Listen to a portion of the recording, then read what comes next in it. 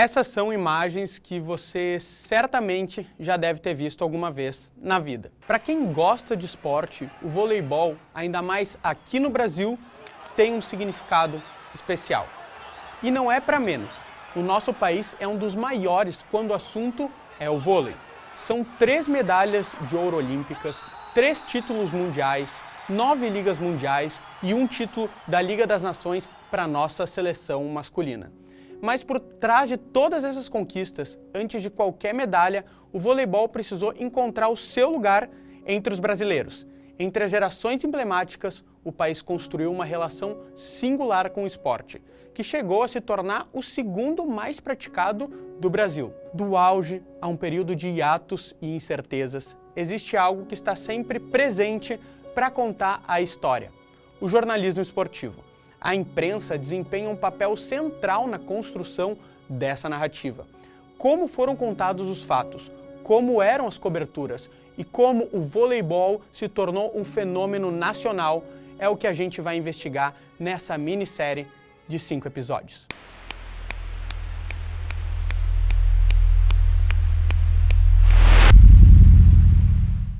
Sendo redundante, a gente tem que começar do início. Não se sabe exatamente quando o vôlei chegou no Brasil. Segundo o pesquisador Cristiano Mesaroba, da Universidade Federal do Sergipe, existem algumas discussões entre 2 possíveis datas. Em 1915, no Colégio Marista do Recife, e em 1916, na Associação Cristã de Moços de São Paulo. Fato é que o vôlei demorou alguns anos para cair nas graças dos brasileiros. A Confederação Brasileira de Voleibol, a CBV, só foi fundada em agosto de 1954, quase 30 anos depois da chegada do esporte no país. E mesmo assim, ela só foi ganhar força em 1975, depois que um personagem que a gente vai ouvir muito falar por aqui surgiu e revolucionou o esporte. Esse é Carlos Arthur Nussmann. Ele foi tão bem sucedido naquilo que ele se propôs a fazer, ele alcançou uma notoriedade tão grande que ele foi durante muitos anos o presidente do Comitê Olímpico Brasileiro. E aquilo que o vôlei desenvolveu acabou se tentou replicar em outras federações. Outras federações tentaram fazer parecido com a Seleção Brasileira de Vôlei e a Confederação Brasileira de Vôlei. A história do vôlei conta que ele é o cara, deu um empurrão, assim, sabe?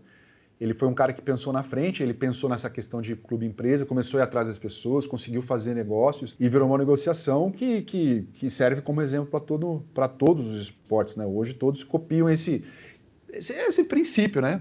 As outras modalidades, tirando o futebol, né? Que continuam mantendo o nome dos clubes, porque são muito fortes. Mas se você olhar a camisa dos caras, você vai ver que deveria ser clube-empresa, tanta empresa que tem. O cara foi um divisor de águas no país. Até então, o vôlei brasileiro era completamente amador. Com eles, os clubes começaram a ter grandes patrocínios, qualificaram seus elencos e ganharam visibilidade na mídia. O Nussmann foi tão importante para o vôlei que décadas depois ele assumiu a presidência do Comitê Olímpico Brasileiro, o COB, mas se envolveu em escândalos de corrupção e em 2021 foi condenado pela compra de votos por eleger o Rio de Janeiro como sede das Olimpíadas de 2016. Olá, boa noite para você, seja bem-vindo ao Jornal da Record. Justiça do Rio condena Carlos Arthur Nussmann a 30 anos de prisão por corrupção. A Justiça Federal do Rio condenou o ex-presidente do Comitê Olímpico Brasileiro, Carlos Arthur Nussmann, a 30 anos, 11 meses e 8 dias de prisão. O processo em que ele foi condenado investigou a compra de votos para a escolha do Rio de Janeiro como sede das Olimpíadas de 2016. Mas vamos manter a nossa linha do tempo. Depois que ele assumiu, a grande virada veio na década de 1980. Nessa altura, o Brasil começava a aparecer para o mundo como uma nova potência do esporte. Em outubro de 1982, a nossa seleção iria disputar o Mundial de Vôlei na Argentina. E para preparar a equipe, foi realizado um Mundialito, que é uma espécie de torneio preparatório aqui no Brasil, apenas um mês antes da disputa desse Mundial. Esse torneio preparatório apresentou a nossa seleção para os brasileiros, que lotaram o ginásio do Maracanãzinho. Todos queriam ver o que a nova sensação do Brasil era capaz de fazer em quadra. Toda aquela turma, ou a maioria deles, alguns estavam lesionados, não jogaram, eles ganharam e lotaram os ginásios o tempo inteiro. E aí, depois daquilo, o Bernard começa a fazer o saque, aquele Jornal das Estrelas, que ele dava um saque para cima, tinha que ser em ginásio alto. E aquele mundialito que o Brasil ganhou, ele ganhou de seleções poderosas, inclusive acho que da própria União Soviética, que era o time imbatível da época. Aí veio o Mundial, que era na Argentina. Bom, daí a coisa mudou, né? Aí a União Soviética era um time poderosíssimo e acabou o Brasil ficando com medalha de prata, segundo lugar no Mundial. Mas era uma coisa que nunca tinha tido. Apesar da medalha de prata no Mundial, essa equipe já tinha o carinho dos brasileiros, que lotavam os ginásios e aeroportos para ver a nossa seleção.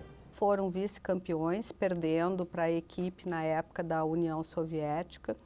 E eu era setorista, me mandaram fazer a chegada do Renan no aeroporto. Foi um horror, eu não sei nem como é que eu consegui chegar perto dele. Na época, o Aeroporto Internacional Salgado Filho, ele tinha uma sala que era justamente para a imprensa recepcionar ou fazer entrevistas com pessoas que estavam chegando importantes, políticos, artistas, e o Renan acabou entrando nessa.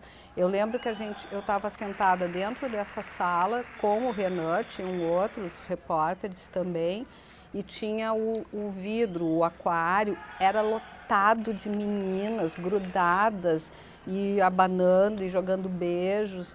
E ali deu para perceber muito claro que o vôlei no Brasil ele ia conquistar muitos fãs.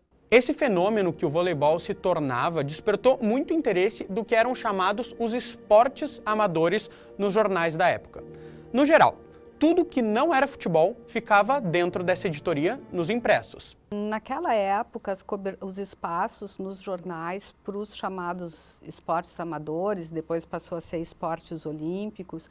Lá na Zero Hora a gente criou outros esportes, ou seja, o que não era futebol caía na mesa, né, da gente ali. A gente procurava, a gente tinha um bom espaço de páginas de jornais, então a gente tinha espaço não só para fazer o dia a dia, cobertura, não esse dia a dia que a gente vê no futebol, mas de poder acompanhar algum treino, alguma coisa assim, e poder fazer reportagens, especialmente aos fins de semana, se faziam grandes reportagens.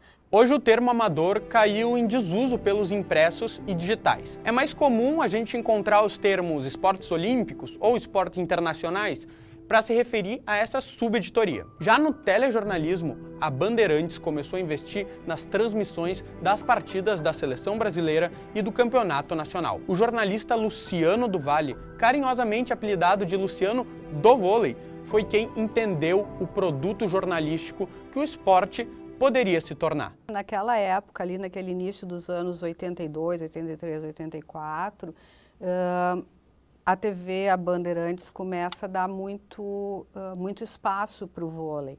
Ela começa a fazer transmissão de jogos, tudo isso na pessoa do Luciano do Valle. Ele era a liderança. O Carlos Arthur Nussmann buscou Luciano do Valle, que na época trabalhava na Band, e foi a pessoa que deu visibilidade porque o produto era bom. Fazer um jogo de Atlântica Boa Vista, que depois se transformou em Bradesco, contra a Pirelli, era um espetáculo. O Rio Grande do Sul teve, né, nesses anos aí, uma equipe chamada Sul Brasileiro, onde se importou Renan, Marcos Vinícius, Paulo Roez, retornaram, né, o Marco Volpi era o treinador dessa equipe. E ali houve essa mudança de visibilidade de uma modalidade que não aparecia. A medalha fez com que isso se projetasse e aí a mídia toda se interessou pelo voleibol brasileiro. Em 1983, o Luciano do Valle, em parceria com a Confederação Brasileira de Voleibol, criou a maior partida em termos de público que esse país já viu. O grande desafio do vôlei foi um jogo amistoso realizado no estádio Maracanã para mais de 90 mil pessoas. A noite chuvosa do dia 26 de julho de 1983 marcava uma nova era na cobertura esportiva do voleibol. Vai começar com atraso de 35 minutos o grande desafio no Maracanã. Começa o jogo no Maracanã. Recepção brasileira. Fernandão. William. E a primeira vantagem brasileira. Primeira vantagem brasileira. Vai sair o Jornada do Bernard. Partiu bonito, partiu bonito. Bom saque, Seliba Com esse clima, a nossa seleção brasileira masculina chegava a mais uma edição das Olimpíadas. Los Angeles, 1984. A edição marcada por um boicote, por uma abertura emblemática, Carl Lewis faturando tudo no atletismo e, claro, o torneio de voleibol. Mas isso fica para o próximo episódio.